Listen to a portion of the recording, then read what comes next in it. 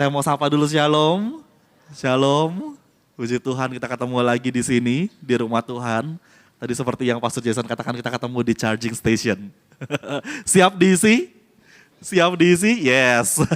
Iya, minggu yang lalu gitu ya, selama kurang lebih hampir 2 bulan kita belajar mengenai satu tema, satu topik yang ini adalah juga tema tahun gereja kita, yaitu rebuild. Katakan sama-sama rebuild. Yes, dibangun kembali gitu ya dalam seri khotbah rebuild.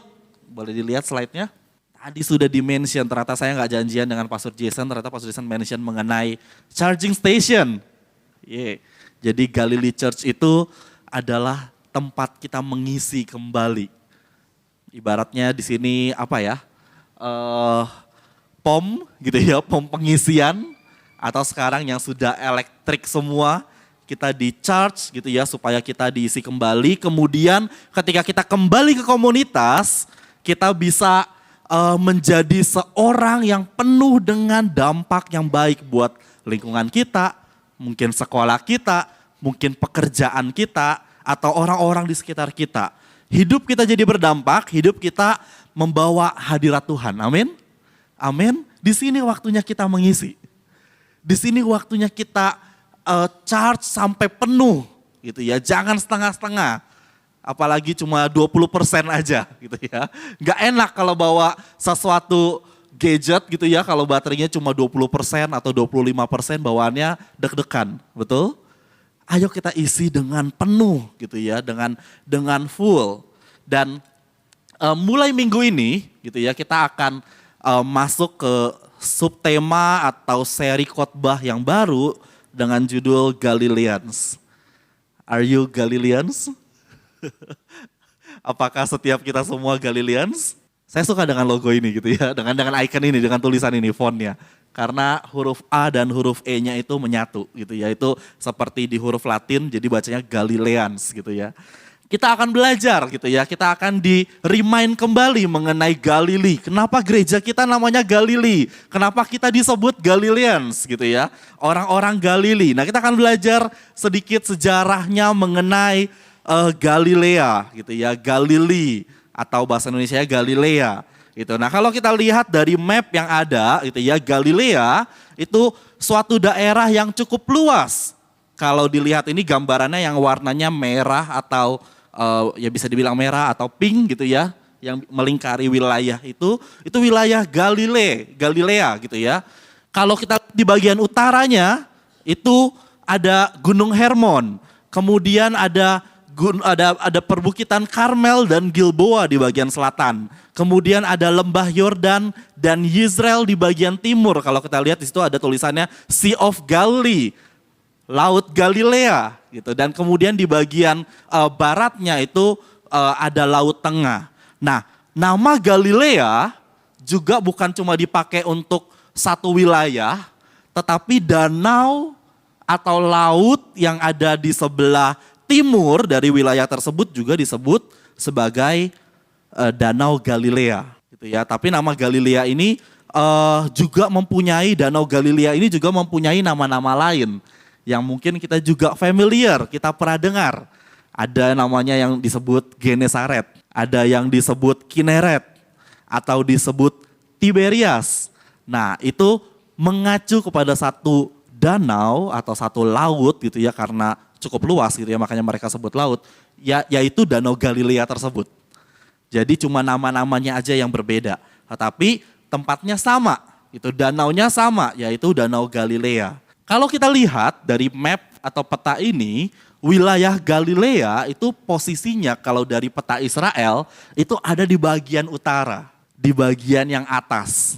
Jadi bukan yang di bawah. Jadi kalau kita ingat sejarahnya, kerajaan Israel sempat terbagi 2 gitu ya.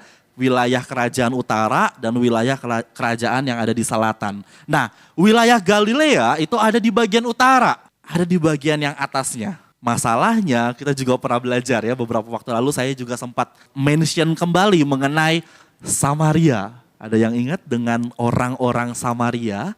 Nah mereka adalah orang-orang yang kebanyakan berpenghuni atau tinggal di wilayah utara. Di daerah Galilea dan sekitarnya. Orang-orang Samaria tinggal di daerah tersebut. Dan yang seperti kita ketahui, orang-orang Samaria gak disukai dengan orang Yahudi. Karena apa? Karena mereka sudah bercampur dengan orang-orang bukan Yahudi.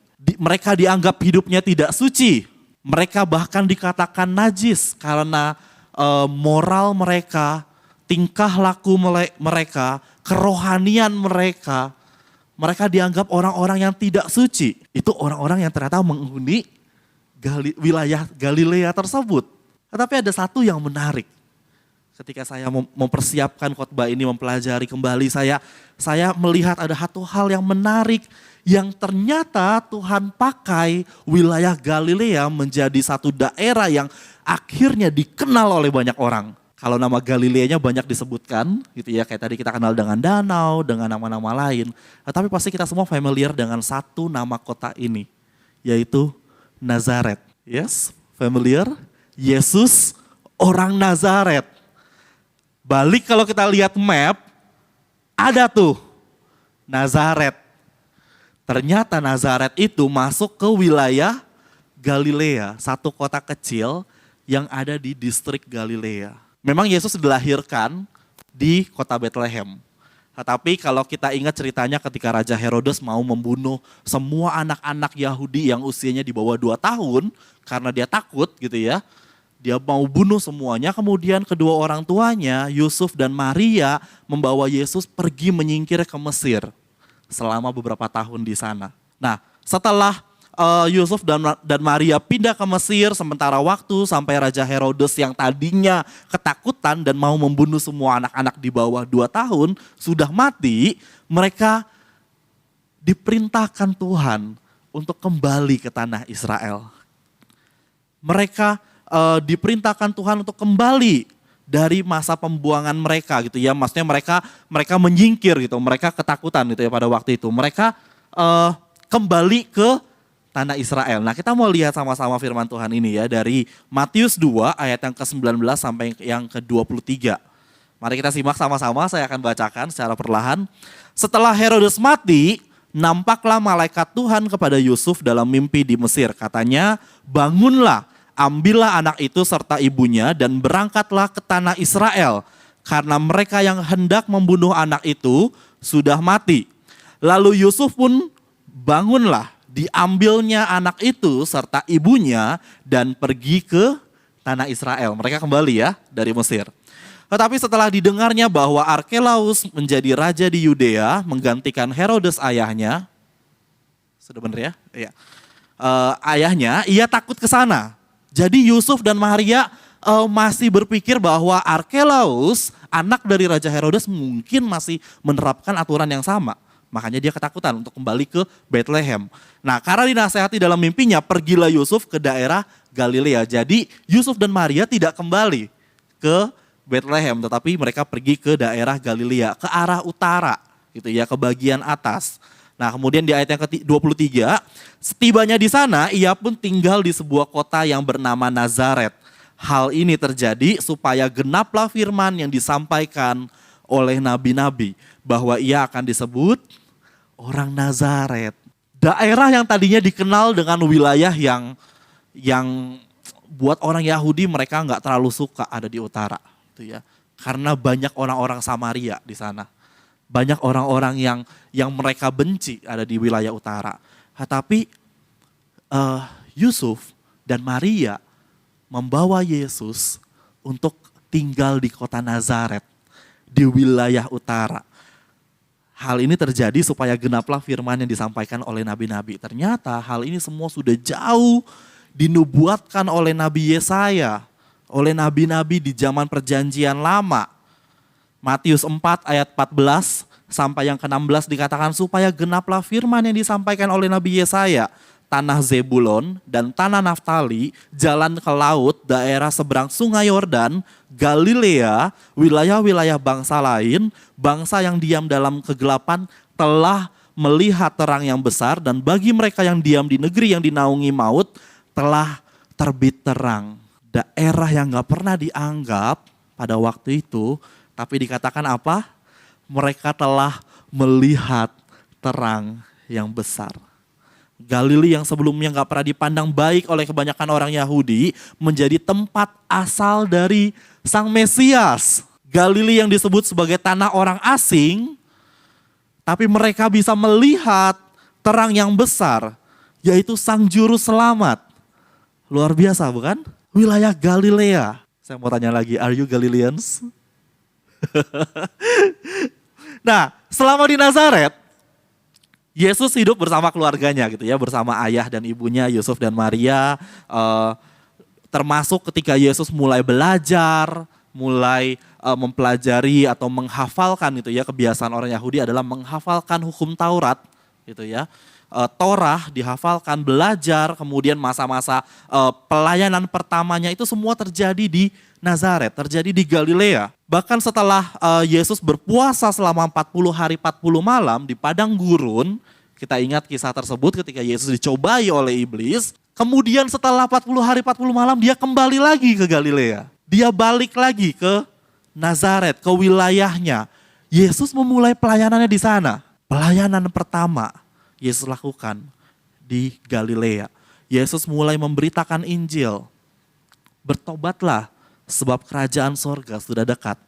Semua itu terjadi di Galilea. Dan tahukah Anda bahwa ketika Yesus mati, Yesus disalib, mati dan bangkit kembali, tempat pertama yang dikunjungi ketika dia bangkit adalah Galilea. Kita lihat nih Matius 28 ayat yang ke-7, dan segeralah pergi dan katakanlah kepada murid-muridnya bahwa ia telah bangkit dari antara orang mati.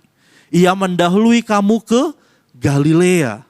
Di sana kamu akan melihat dia, sesungguhnya aku telah mengatakannya kepadamu. Galilea, wilayah Galilea dikatakan adalah home base dari pelayanan Yesus. Galilea adalah home base dari pelayanan Yesus. Ia belajar dan bertumbuh di Galilea. Ia memulai pelayanannya di Galilea. Ia bahkan merasa aman ketika berada di Galilea. Ketika ada himpitan, ketika berasa tidak aman, dia menyingkir ke Galilea. Di Matius 4 ayat 12 katakan seperti itu. Kemudian ketika misinya telah selesai, dia pun kembali ke Galilea. Galilee adalah home base pelayanan. Boleh senggol kiri kanannya bilang Galilee adalah home base pelayanan. Di sini mungkin tempat pertama kita belajar gitu ya. Di sini tempat pertama kita bertumbuh dalam iman. Kita mengenal Tuhan, kita mulai mengasihi Tuhan di Galilee. Ini juga mungkin yang jadi tempat pertama kita mengenal pelayanan. Oh, saya mau terlibat dalam pelayanan. Saya mau melayani Tuhan. Dan Galilea menjadi tempat pertama kita untuk melayani Tuhan. Saya bersyukur gitu hari Sabtu kemarin gitu ya, kita di worship department sudah mengadakan praise and worship orientation. Ada beberapa teman-teman, rekan-rekan yang siap melayani dalam tim worship. Di Galilea kita belajar melayani Tuhan. Di Galilea kita belajar untuk memulai pelayanan kita. Dan di Galilea ini menjadi tempat yang aman untuk kembali. Betul? Di gereja ini kita belajar menjadi tempat yang aman, seperti kembali ke rumah. Galilea adalah home base untuk setiap kita. Amin. Kemanapun kita pergi, kemanapun kita melangkah dalam kehidupan kita, Galilea akan selalu jadi home base, akan jadi rumah untuk kembali. Mari kita lihat lagi firman Tuhan ini. Matius 4 ayat yang ke-18 sampai yang ke-22. Mari kita baca secara bergantian. Ya, saya ayat 18 dan jemaat Tuhan baca ayat 19 sampai yang ke-22. Ayat 18, dan ketika Yesus sedang berjalan menyusur danau Galilea, ia melihat dua orang bersaudara, yaitu Simon dan yang disebut Petrus dan Andreas saudaranya. Mereka sedang menebar jala di danau sebab mereka penjala ikan. Ayat 19, oke. Ayat yang ke-20, lalu mereka pun segera meninggalkan jalannya dan mengikuti dia. Selanjutnya, dan mereka segera meninggalkan perahu serta ayahnya, lalu mengikuti dia. Kita kenal dengan perikop ini. Gitu ya, ketika Yesus memulai pelayanannya, tadi yang kita bahas di awal, kemudian di Galilea, di Danau Galilea, dia bertemu dengan dua orang pertama, yaitu Simon yang disebut Petrus, gitu ya, Simon Petrus, kemudian saudaranya Andreas, gitu ya. Lalu kemudian ketika berjalan lagi, dia ketemu lagi dua orang berikutnya, yaitu Yakobus dan Yohanes, anak-anak Zebedeus. Dalam perjalanannya Yesus gak pernah sendirian, gitu ya. Dalam perjalanan misinya, dalam perjalanan hidupnya Yesus gak sendirian. Ketika berada dekat dengan Danau Galilea, dia mulai merekrut orang-orang untuk menjadi muridnya. Ditawarkan, mau gak ikut saya? Mau gak belajar sama-sama dengan saya? 4 orang pertama ditemui Yesus ada di Galilea. Mereka adalah penjala ikan, gitu ya, sedang bekerja. Nah, ketika murid-murid ini mengikuti Yesus dalam perjalanan mereka, gitu ya, selama 3 tahun lebih, gitu ya, Yesus melayani. Murid-murid ini belajar. Mereka bukan sekedar cuma ikut saja membantu pelayanan Yesus, tapi di situ mereka melihat teladan dari yang Yesus lakukan. Yesus lakukan banyak hal, gitu ya, ketika dia dalam pelayanannya. Banyak mujizat yang dia lakukan, banyak hal-hal besar yang dia lakukan, banyak pengajaran-pengajaran baik yang dia lakukan, dan murid-muridnya melihat apa yang Yesus lakukan. Mereka ini bukan orang-orang yang terpelajar, yang hebat. Mereka orang-orang yang cuma melihat apa yang Yesus lakukan, kemudian meniru teladannya. Yesus gak cari orang-orang hebat gitu yang mungkin bisa menolong pelayanan dia menjadi lebih besar lagi. Tapi Yesus memilih orang-orang yang mau melihat dia, belajar dari dia. Bukan mengandalkan ilmu yang mereka miliki atau bukan mengandalkan kepandaian yang mereka miliki, tetapi Yesus mau mencari orang-orang biasa yang mau melihat dia, yang mau menanggalkan egonya, kemudian mengikut sang guru. Murid-murid Yesus banyak yang terdiri dari para nelayan, seperti ke-4 orang pertama yang direkrut. Ada juga orang-orang yang pekerjaannya adalah pemungut cukai. Orang-orang yang gak disukai sama orang Yahudi. Yang dikatakan pengkhianat oleh orang-orang Yahudi. Tetapi Yesus pilih mereka untuk menjadi murid-muridnya. Karena apa? Karena mereka mau tanggalkan ego mereka. Kemudian ikut Yesus, lihat dia. Melihat apa yang Yesus lakukan. Dari seorang nelayan yang suka membual, yang banyak ngomong, sok berani tapi pengecut, tetapi menjadi rasul yang mampu berkhotbah dan 3.000 orang lebih bertobat. Rasul Petrus, orang yang dikenal tidak baik. Atau ada seorang lain yang mungkin kepribadiannya lemah, punya banyak keraguan, bahkan dengan gurunya sendiri sempat dia ragu. Tapi dia menjadi rasul yang berani memberitakan Injil di tempat yang sangat jauh dari wilayahnya, dari daerahnya. Bahkan sampai ke India. Rasul Thomas, seorang yang biasa-biasa saja. Tapi Tuhan pilih mereka menjadi muridnya. Bahkan ketika mereka menjadi rasul, mereka menjadi orang-orang yang begitu luar biasa. Kalau kita mau lihat gitu ya, perjalanan misi dari para murid atau para rasul, lebih jauh dari yang Yesus lakukan. Ada yang sampai ke India, ada yang ke Eropa, ada yang ke wilayah-wilayah lain.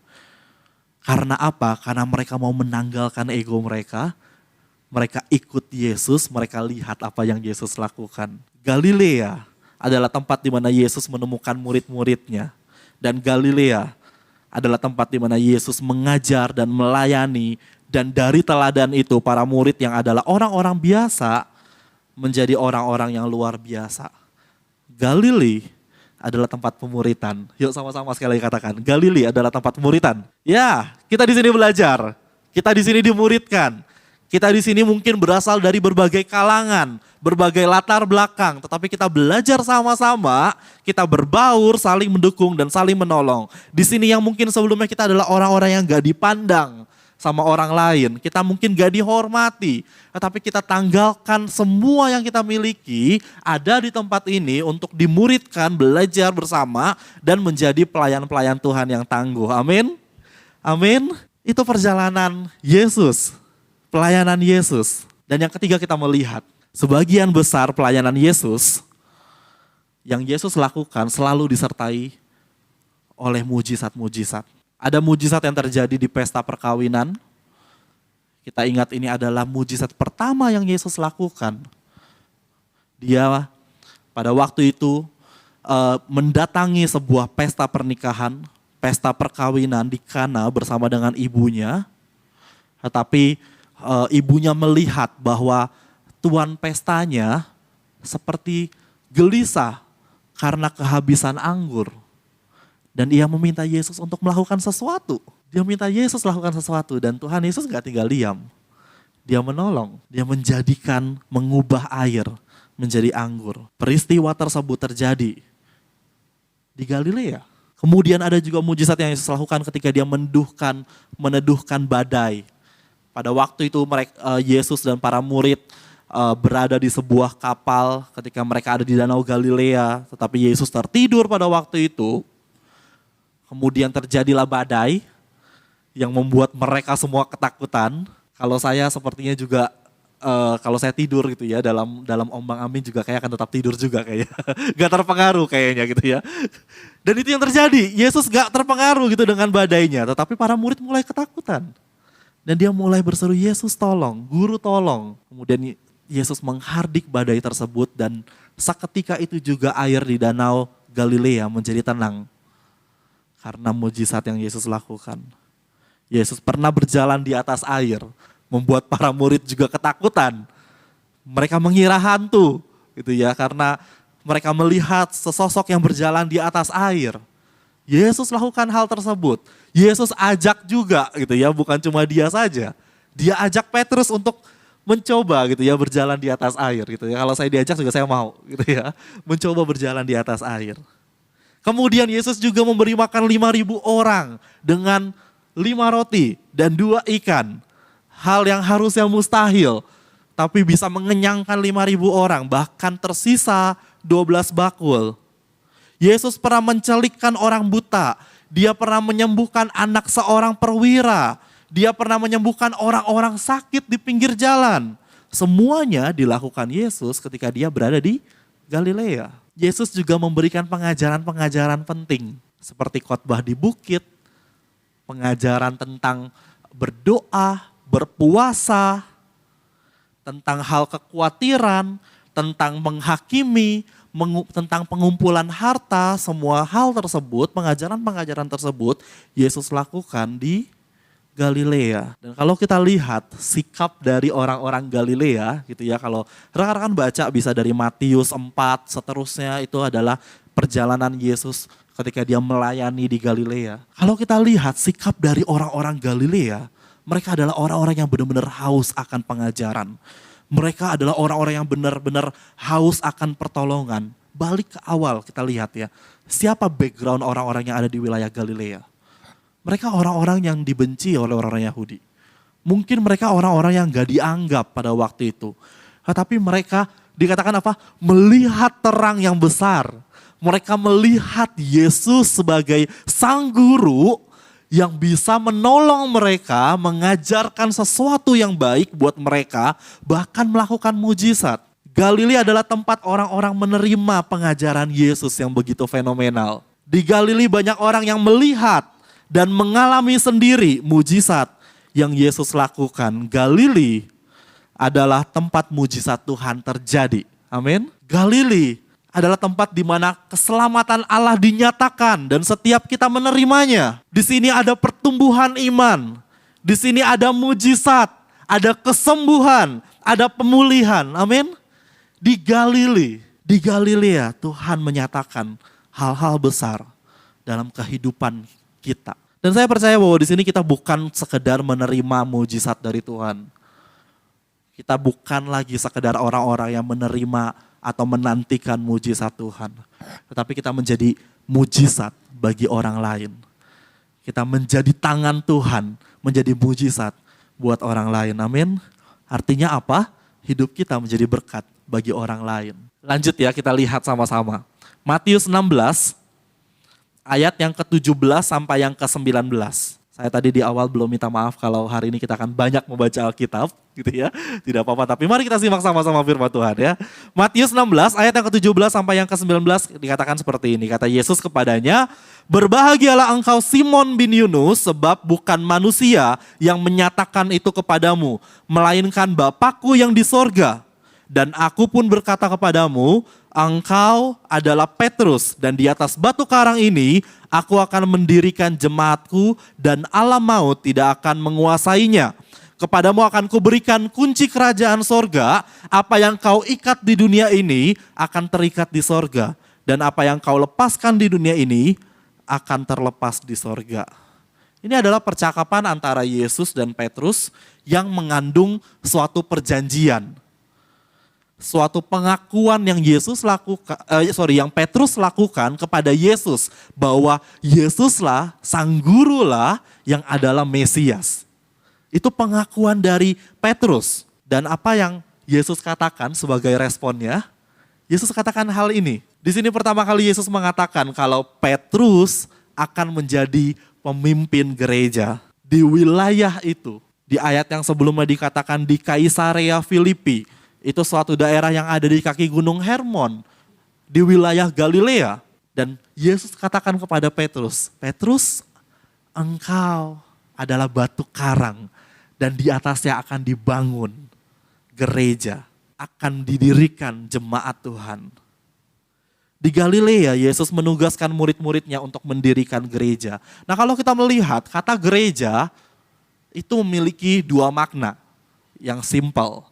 Yang pertama, kita kenal gereja sebagai suatu bangunan, tempat, gitu ya, satu tempat untuk beribadah, tempat di mana orang-orang percaya berkumpul dan beribadah.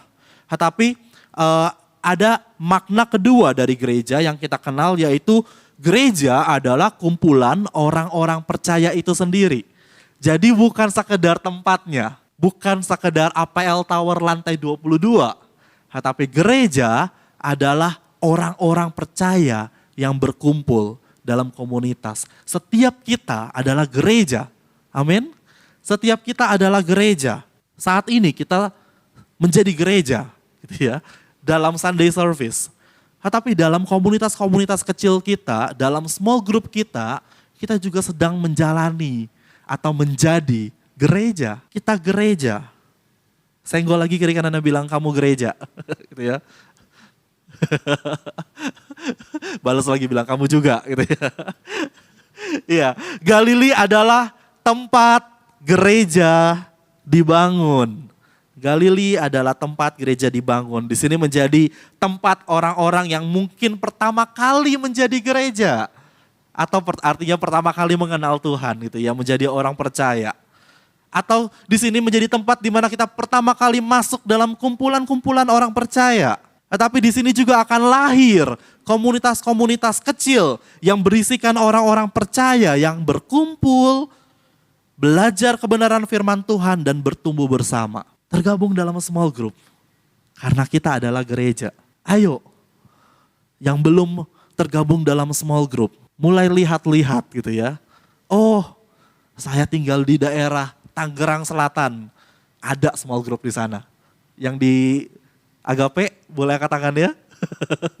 Nah, yang di wilayah barat, Jakarta Barat, ada small groupnya. Kalau yang bingung di mana small groupnya, datang ke tempat ini, kita buat small group yang baru. Gitu ya. Karena apa? Karena gereja dikatakan adalah kumpulan orang-orang percaya. Bukan lagi bicara mengenai bangunan. Bukan lagi bicara mengenai tempat. Tetapi gereja adalah kita. Gereja adalah saya. Gereja adalah Anda. Amin. Amin. Yes, kita lihat yang terakhir. Matius 28 ayat yang ke-16 sampai yang ke-20. Sekali lagi ya, mari kita simak sama-sama. Saya akan bacakan firman Tuhan ini. Dan ke-11 murid itu berangkat ke Galilea, ke bukit yang telah ditunjukkan Yesus kepada mereka. Ketika melihat dia, mereka menyembahnya. Tetapi beberapa orang ragu-ragu. Yesus mendekati mereka dan berkata, "Kepadaku telah diberikan segala kuasa di sorga dan di bumi. Karena itu pergilah, jadikanlah semua bangsa muridku, Dan baptislah mereka dalam nama Bapa dan Anak dan Roh Kudus. Dan ajarlah mereka melakukan segala sesuatu yang telah kuperintahkan kepadamu. Dan ketahuilah aku menyertai kamu senantiasa sampai kepada akhir zaman. This is amanat agung. Amanat agung yang Tuhan perintahkan. The Great Commission yang Tuhan Yesus berikan kepada para murid ketika mereka berada di Galilea. Amanat agung ini pesan terakhir yang Tuhan Yesus katakan kepada para murid sebelum dia terangkat ke surga. Amanat agung ini adalah legacy yang Tuhan Yesus mau para murid lakukan ketika ia tidak lagi bersama-sama dengan mereka. Dan amanat agung ini juga diteruskan kepada setiap kita orang-orang percaya. Di Galilea orang-orang menerima amanat agung, dan di Galilea juga orang-orang mulai mengambil bagian dalam misi pelebaran kerajaan Allah. Galilee adalah tempat amanat agung diberikan. Di sini kita jadi bagian dalam pelayanan misi. Kita bukan lagi sekedar dilayani, tapi kita melayani orang lain.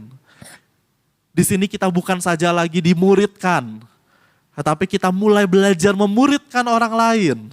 Di sini kita bukan sekedar menerima mujizat, tapi melakukan dan menjadi mujizat bagi orang lain. Kita bukan saja dibangun sebagai komunitas kecil, tapi mulai bermultiplikasi, menghasilkan komunitas-komunitas kecil lainnya. Itu Galilea.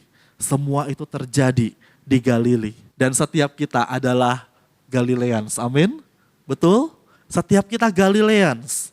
Setiap kita orang-orang Galilea. Orang-orang yang dulunya mungkin gak pernah dianggap. Orang yang dulunya mungkin penuh keraguan. Orang yang dulunya mungkin hidup dalam dosa. Tetapi berada di Galilea, menjadi Galileans, kita adalah orang-orang yang switch, berubah. Seperti apa yang terjadi ketika orang-orang Galilea ketemu dengan Yesus. Seperti apa yang terjadi dengan orang-orang yang menantikan Sang Mesias, melihat terang yang besar. Mereka berubah menjadi orang-orang yang luar biasa. Jadi kenapa Galilea? Kenapa kita Galileans? Galilea adalah home base pelayanan kita. Di sini kita akan melayani Tuhan, kita akan belajar. Di sini jadi home base ketika kita ada di luar, dalam jangka waktu yang panjang, kita akan merasa kangen untuk datang ke rumah, untuk kembali ke rumah. Galilea jadi home base. Galilea adalah tempat pemuritan. Kita belajar, kita didisiplin, kita mengenal firman Tuhan, kita melakukan firman Tuhan, kita menjadi murid. Bahkan kita mungkin memuridkan orang lain di Galilea. Galilea jadi tempat mujizat Tuhan terjadi. Ada mujizat Tuhan terjadi di tempat ini, amin. Amin. Saya masih melihat harus ada orang-orang percaya bahwa mujizat akan terjadi dalam kehidupan kita, amin. Di Galilea akan jadi tempat di mana gereja-gereja dibangun. Kita jadi gereja-gereja. Orang-orang di luar sana yang tidak mengenal Tuhan, mereka melihat kita sebagai gereja. Mereka melihat kita sebagai gereja. Dan yang terakhir, Galilea adalah tempat di mana amanat agung diberikan. Kita tahu panggilan hidup kita, pelayanan misi kita. Seperti yang Yesus katakan dalam amanat agung. Seperti yang Yesus berikan dalam amanat agung. Mari kita jadi Galileans yang mengerti dengan kelima hal ini. Kita memahami, kita bertumbuh di dalamnya. Kita bangga menjadi Galileans. Amin. Senggol kiri kanannya bilang, kamu Galilean ya. Boleh tim musik maju ke depan. Kita harus bangga menjadi orang-orang Galilea. Mungkin dulunya kita gak bangga. Kita gak tahu kenapa saya ada di Galilea. Kenapa Tuhan taruh saya di gereja ini. Kenapa Tuhan tempatkan saya di sini. Kita mungkin gak tahu pada waktu itu. Tapi hari ini kita mulai mengenal kembali. Satu persatu dibukakan. Bahwa saya harus bangga menjadi orang-orang Galilea.